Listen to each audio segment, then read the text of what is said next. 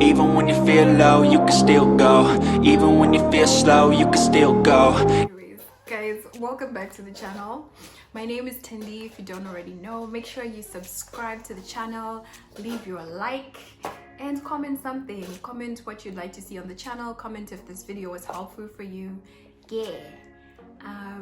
We have some people in the background, so yes.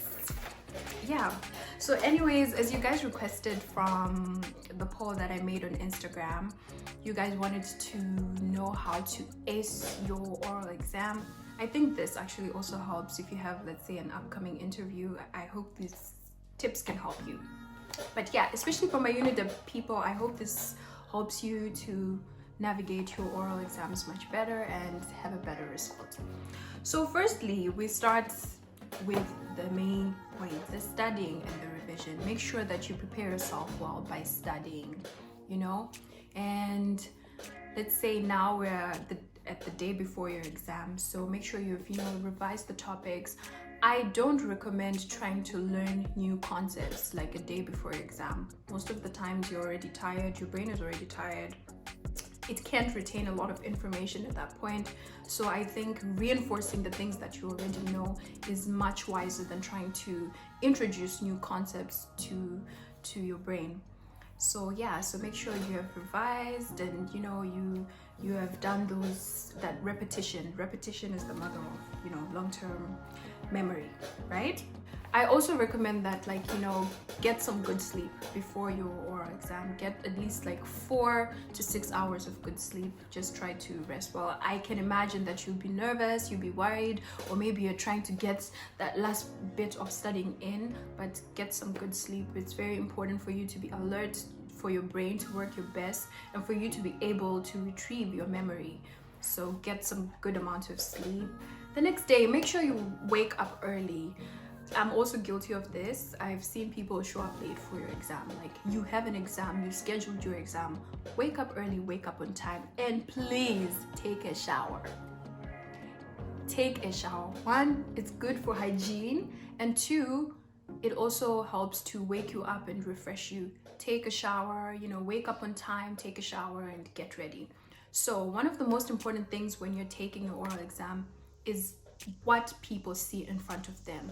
That also contributes to your oral exam, like it or not. So your presentation is important. I think that if you're a guy and you're going for your oral exam, I know that at least for UNIDEB, the way people dress becomes more and more fancy as the exams get bigger and bigger. You see people in the suit and tie, the ladies with the pantsuits and everything like that. I feel like if you are into that, go for that, wear your best, be your smartest. But what I would suggest also is that just look presentable. I would suggest for guys, don't wear a t-shirt, for example. Wear a dress shirt, something with some buttons, with a collar, some nice pair of pants.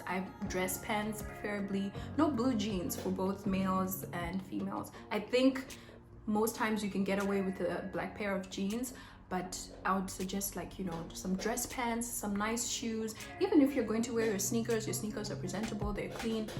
That kind of thing, nothing loud or out there. So I would suggest neutral tones, you know what I'm saying? Black, navy blue, browns, just these neutral tones, nothing too bright. You're pulling up an animal print to your oral exam. I don't think that's a great idea. So this is what I would suggest for guys. Make sure that you don't have to go and get the lineup done just because you're going for an oral exam. But of course, make sure your hair is camped. They don't need to see that you've been struggling trying to get information into your head, so make sure you're looking your best. And I would say for the ladies, the same thing. Look presentable. When you're taking an oral exam, or let's say your /interview, that's not the time to show up to show all your makeup skills. You're coming bead face, long lashes, bright red lipstick, and all that. Minimal makeup always. Minimal makeup, a nice, if you're a foundation person, your foundation, a lip gloss, some mascara, some eyebrows, whatever. Make sure your hair is in place, your hair is nice, it's out of your face. You don't want to be flicking your hair to the back every time you're expressing yourself or you're talking during the interview. So make sure you have a comfortable hairstyle that you don't need to keep taming you know, throughout the day or throughout your oral exam. So I think that's very important. And I'd suggest to wear modest clothing for girls. Your boobs don't need to be out. Everything doesn't need to be out, you know. The focus should be on what you're saying. So essentially your dressing is for the examiners to focus on what you're talking about. No distracting nails, you know. When you're taking the oral exam, having the brightest nails or the fanciest nails might distract the examiner from what you're saying, and now they're focused on those things. So avoid things that are distractions, that distract the examiner from focusing on what you're saying or what you're talking about.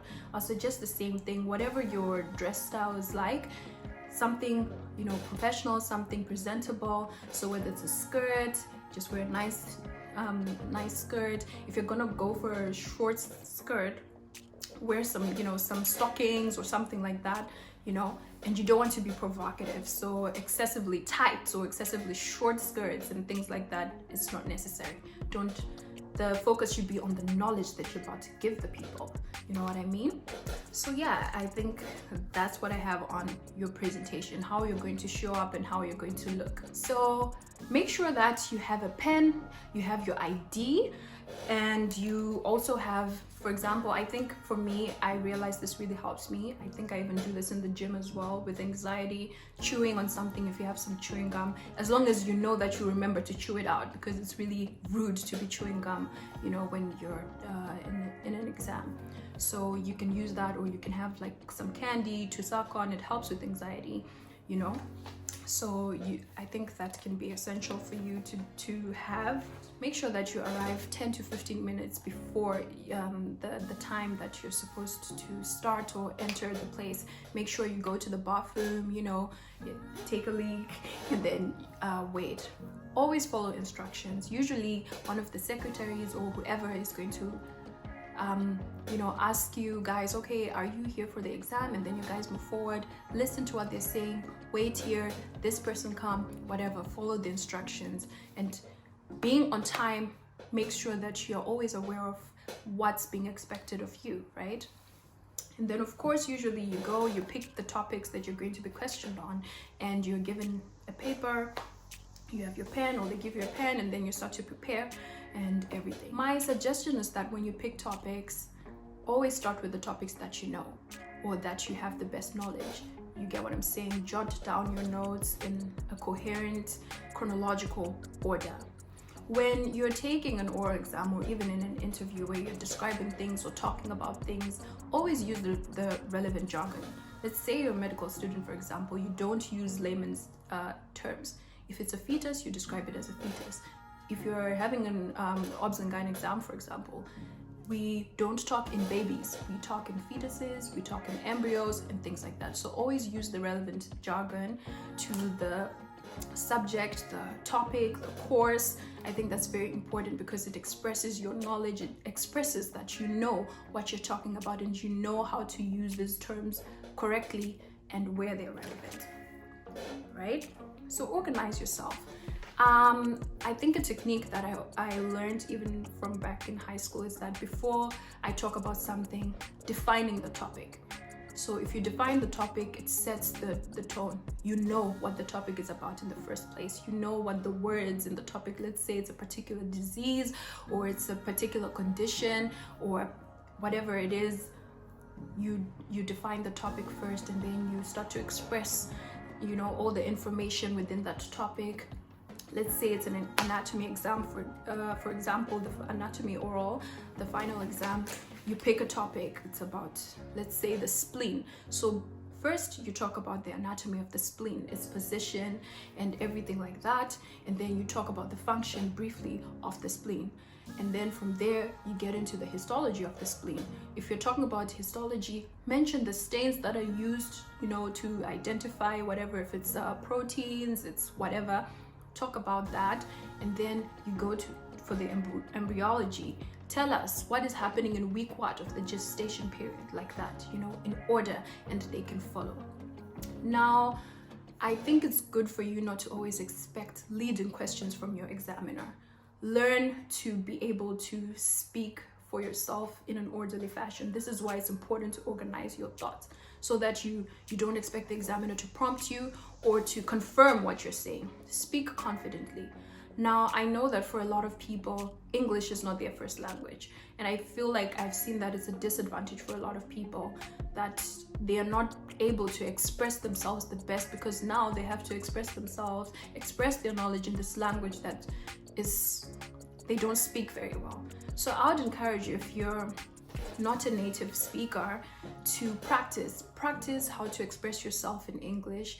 You know, even when you're studying, try to, you know, let's say maybe you're in your room or you're in a private place, try to practice how you'd present this topic in an oral exam situation, you know, the words that you would use, forming sentences, you know, and things like that. Because I've realized that a lot of people were disadvantaged during oral exams, not because they don't know, but because it's difficult for them to express their knowledge in English. So if you're not a native speaker, I would highly recommend like practicing expressing yourself in English and speaking confidently. Be clear. You know, you don't have to speak in a foreign accent or anything like that. Just try to be clear, talk clearly, be confident, you know. You sit upright, you get what I'm saying, look your professors in the eyes and things like that. Show that you know what you're talking about.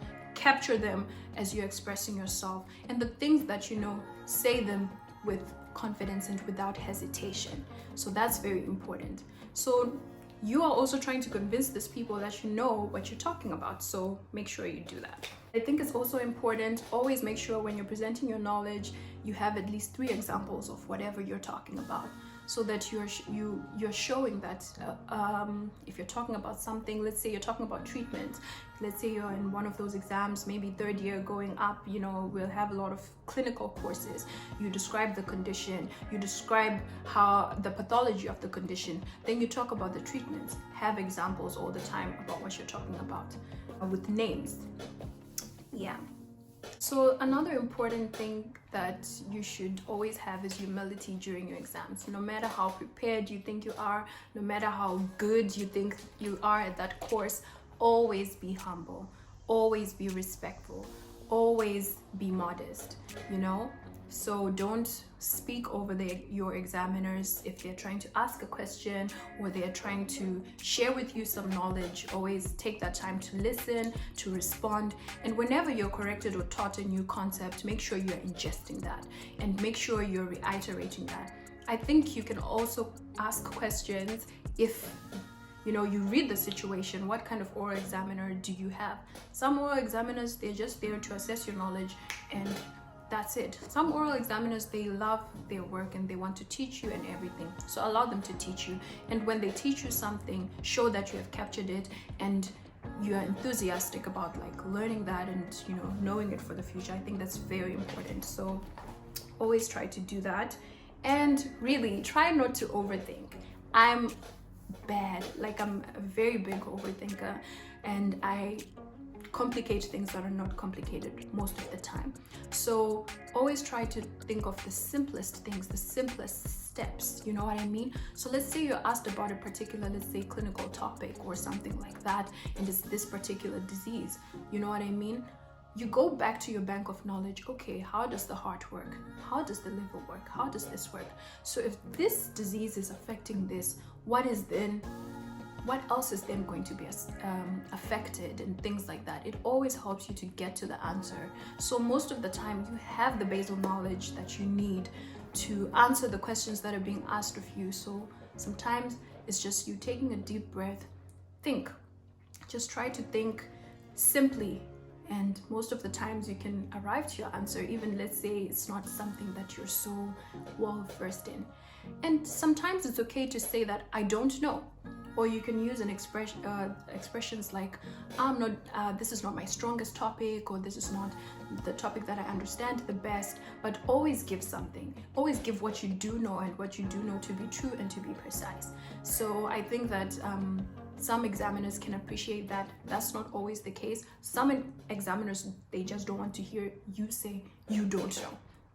So you also read the situation, but always try to say something that is relevant. Think it through. And sometimes if you've got no idea, you've got no idea. but you say that confidently as well. You know what I mean? So yeah, guys, I really hope that this information helps you guys, and you'll be able to do better in your oral exams. You'll be able to prepare better and to improve your confidence, you know, because I think for a lot of professions where you actually have to interact with people, your confidence is important. If you're a doctor and your patients, your patients' families are depending on you to understand what is going on with their family member, you have to speak confidently. They have to trust and believe that you do know what you're doing. So that's very important to build in yourself. So yeah, I hope it helps, guys. Make sure to ask me the questions that are important for you. I'm on Instagram. You can ask me here on YouTube, and I'll be very happy to help. Share the video with as many people as you can. I think it will help, whether you're having an exam or you're having an oral interview. So yeah, guys, take care and stay blessed. Bye. So guys, just wanted to give you guys a disclaimer. This may or may not apply to you. Also, I wanted to test out a new microphone that I have. So guys, let me know how it sounds. Yeah, take care. Oh, you can still go, even when you feel slow, you can still go.